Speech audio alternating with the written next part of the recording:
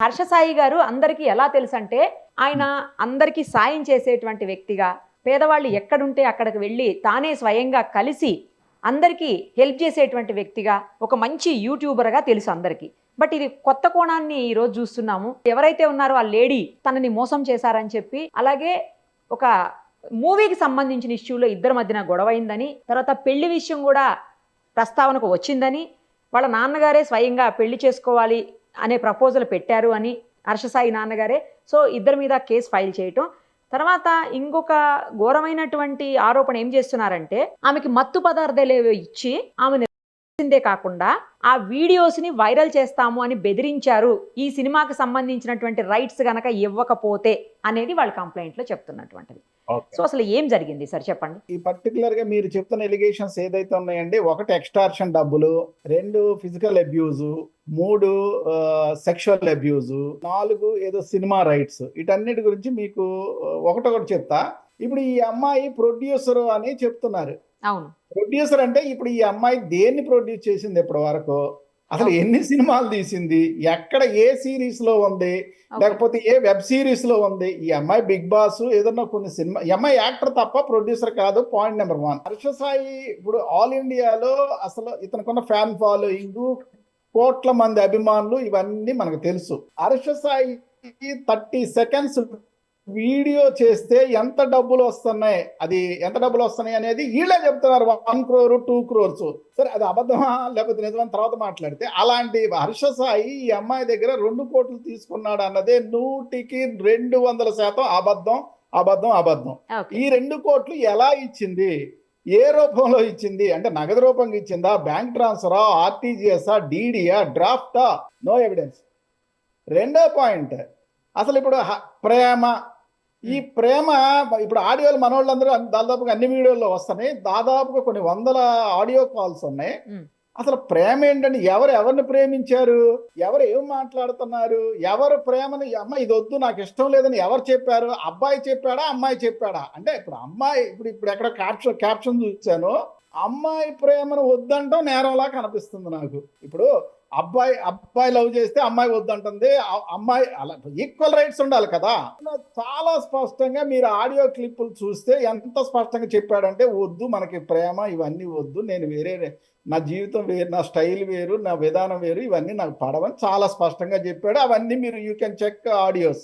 ఇప్పుడు ఏమంటారు, ఈ ఆడియోలంతా ఐ టెక్నాలజీ పెట్టేసి అయ్యే వాడేసి రకరకాలు అన్నట్టు. ఏమంటే ఈ రోజున గనక మార్ఫింగ్ గనక అయితే పెద్ద టైం కూడా తీసుకోరు. 48 hours 72 hours లో అవి ఫేక్ అని వచ్చేస్తాయి. పోలీసులు చాలా ఈజీగా తెలుస్తారు.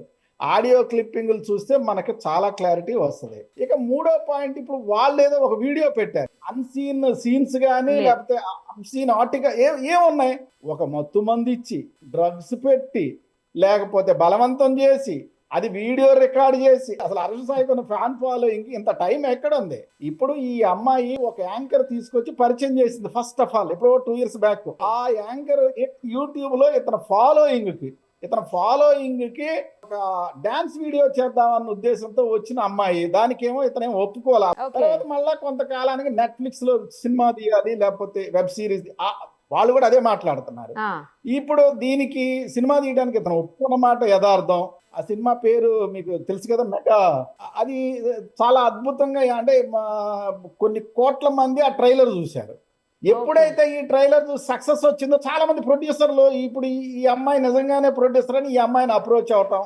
ఈ అమ్మాయి ఏంటి, హర్ష సాయిని ఎలాగైనా ఒప్పించి, ఇప్పుడు ఈ అమ్మాయి ఒప్పుకున్న ₹1 రూపాయి ఇవ్వలేదు, సింగిల్ రూపాయి, చిల్లిగా రూపాయి ఇవ్వలేదు. ఈ ఎపిసోడ్ మొత్తం మీద ఇతనికే డబ్బు ఖర్చు అయినాయి. ఈ ఎపిసోడ్ లో ఇప్పుడు ఈ సినిమా తీసే సందర్భంలో చాలా కాలం విమానాలనే లేకపోతే చాలా రకరకాలుగా హర్ష సాయే డబ్బులు ఖర్చు అయినాయి తప్ప ఈ అబ్బాయికి రూపాయి డబ్బులు ఇవ్వాల. ఇప్పుడు ఈ ట్రైలర్ చూపించి వీళ్ళు చాలా మంది దగ్గర డబ్బులు తీసుకొచ్చే ప్రయత్నం చేశారు. ఎందుకు, హర్ష సాయికి ఉన్న ఫాలోయింగ్ ఈ సినిమా సూపర్ డూపర్ హిట్ అయిపోతే బోల్డ్ డబ్బులు వస్తాయని. అవన్నీ హర్ష సాయి ఒప్పుకోలేదు. ఎందుకు ఒప్పుకుంటాడు, ఇతనికి ఏం సంబంధం వీళ్ళు చేసే ప్రతి పనులు? అసలు ఇవన్నీ ఎందుకండి? ఈ అమ్మాయితో ఉన్న మనుషుల్ని కానీ, ఈ అమ్మాయి గత చరిత్ర కానీ, లేకపోతే అసలు ఈ అమ్మాయి పక్కన ఉన్న వాళ్ళు ఇంతకుముందు పాత హీరోయిన్లు ఏ కేసుల్లో ఉన్నట్టుకి 100% బ్లాక్ మెయిలే. డబ్బుల కోసమే. వీళ్ళ నాన్న రాధాకృష్ణ కత్తెర జీవితంలో ఒక్కసారి కూడా ఈ అమ్మాయిని కలవటం కానీ, ఈ అమ్మాయితో మాట్లాడటం కానీ, ఈ అమ్మాయిని చూడటం కానీ చేయలేదండి. ఒక్కసారి అంటే ఒక్కసారి కూడా. అసలు హర్ష సాయి ఎవరినైనా కామెంట్ చేయడం కానీ, లేకపోతే ఎవరినన్నా తోలనాడటం కానీ, ఎవరి మీద పరుషంగా మాట్లాడటం కానీ, ఇన్ని వేల వీడియోలు చేసిన అబ్బాయి ఎక్కడ చేశాడండి? ఈయన సింగిల్ బిట్. అరే అతనికి అసలు నెగిటివ్ యాటిట్యూడే లేదు. అతను ఒక పాజిటివ్ యాటిట్యూడ్తో వెళ్తున్న వాళ్ళని ఒక 4 నెలల నుంచి ఎన్ని రకాల హింసలు పెడుతున్నారండి.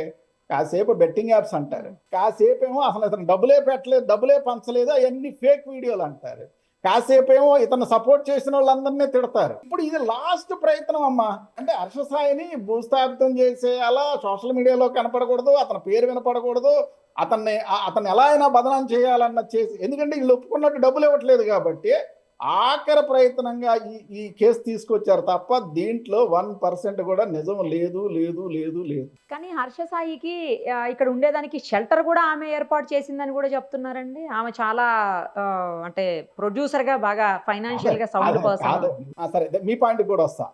ఈ అమ్మాయి ఎంత పెద్ద అపర కోటీశ్వరాలో తేల్చాలండి. ఇప్పుడు ఒక మనిషి డబ్బులున్నాయి తేలాలి అంటే ఈవిడ ఏ కారులో తిరుగుద్ది, ఈవిడ ఉండే ఇల్లు సొంతదా, లేకపోతే ఇంతకుముందు చేసిన ఈవిడ పనులేంటి, ఈవిడ కట్టిన ఇన్కమ్ ట్యాక్స్ ఏంటి? అసలు ఇప్పుడు హర్ష సాయి నిజంగానే రోజుకో వీడియోనో గంటకో వీడియోనో తీసుకుంటే అతనికి వచ్చే విపరీతమైన డబ్బు ముందు ఇది ఎంత అండి? అతనే చాలా రిస్ట్రైన్డ్ గా జాగ్రత్తగా చూసుకొని నెలకో 2 నెలలకు ఒక వీడియో చేసుకుంటా ఒక సొసైటల్ ఇంట్రెస్ట్ తో బతుకుతున్న అబ్బాయిని అసలు ఇంత బదనాం చేస్తే ఇంకా మనం ఏం చేయాలి చెప్పండి? అసలు ఈవిడ బిజినెస్, ఇప్పుడు ఈవిడ ఏం బిజినెస్ చేస్తుందండి? నాకేం అర్థం కావట్లేదు. సో మొత్తానికి అయితే ఫేక్ కేసు అనేది మీరు చెప్పగలుగుతారు? అబ్బో 100% అమ్మ. అందుట్లో అసలు తండ్రిని తీసుకొచ్చారంటే, ఇప్పుడు తండ్రికి సెక్షువల్ అబ్యూజ్ కి, తండ్రికి ఫిజికల్ అబ్యూజ్ కి, తండ్రికి ఫైనాన్షియల్ ట్రాన్సాక్షన్ అసలు ఏం సంబంధం ఉంటుందంటే? అదృష్టంగా ఇప్పుడు హర్ష సాయికి మంచి వచ్చాడు, అక్క చెల్లి అమ్మ లేరు, ఉంటే వాళ్ళ మీద కూడా తీసుకొచ్చేవాళ్ళు వీళ్ళు. హర్ష సాయి పారిపోయాడు, పోలీసులు కేసు పెట్టిన తర్వాత అరెస్ట్ చేస్తారేమోనని పారిపోయాడు, అబ్స్కాండింగ్ లో ఉన్నాడు అని చెప్పేసి న్యూస్ ప్రచారం అవుతోంది. హర్ష సాయి ఏం పారిపోలేదండి. హర్ష సాయి 100% అందుబాటులోనే ఉన్నాడు, ఎక్కడికి పారిపోడు. హర్ష సాయి పారిపోయే పనులు చేయడు, పారిపోయే విధానంలో ఉండడు, అతని పారిపోయే తత్వం కాదు, బ్లడ్ కాదు. కాకపోతే ఏంటి అంటే ఇప్పుడు ఈ అబద్ధాల పరిస్థితుల్లో అసలు ఇప్పుడు చూడండి, నేను ఆమె ప్రాక్టీసింగ్ క్రిమినల్ లాయర్, ఈ క్షణానికి నాకు ఇప్పుడు ఎఫ్ఐఆర్ నేను తెచ్చుకోలేకపోయా. ఇవన్నీ చూసుకొని మీ అందరికి సమాధానం చెప్పడానికి ఖచ్చితంగా హర్ష సాయి వస్తాడు. హర్ష సాయి ఎక్కడికి వెళ్ళడు, హర్ష సాయి మనతోనే ఉన్నాడు, మనతోనే ఉంటాడు. సో ఎఫ్ఐఆర్ కాపీ కూడా ఇంకా మీరు చూడలేదు అయితే? ఇప్పటి వరకు ఎఫ్ఐఆర్ రాలేదండి, ఇంకా కొంతమందిని జాయిన్ చేయాలి. అసలు ఎందుకండి అసలు హర్ష సాయిని డబ్బుల కోసం ఎన్ని ప్రయత్నాలు చేశారంటే, ఎంత అసలు ఆ బిడ్డ నిద్రలేని రాత్రులు ఎన్ని రోజులు గడిపాడో అతనికే తెలుసు. మరి తనే ముందు కేసు పెట్టి ఉండొచ్చు కదండి, ఇంత జరుగుతున్నప్పుడు ఎందుకు తను ఉదాసీనంగా వ్యవహరించినట్టు? మరి అతను ముందు కేసు పెట్టలేకపోవటానికి ఇంకోలా చెప్పాలంటే మా ఫెయిల్యూర్ కూడా ఉంది. అతను చాలా కాలం నుంచి కేసు అంటే ఇప్పుడు అందుకనే అతను వీళ్ళందరికంటే ముందు కోర్టులో దావా వేసాడు, డెఫమేషన్ వేశాడు. ఇప్పుడు ఈ మధ్య ఈ తాగి అతన్ని రకరకాల వీడియోలు చేస్తాడు.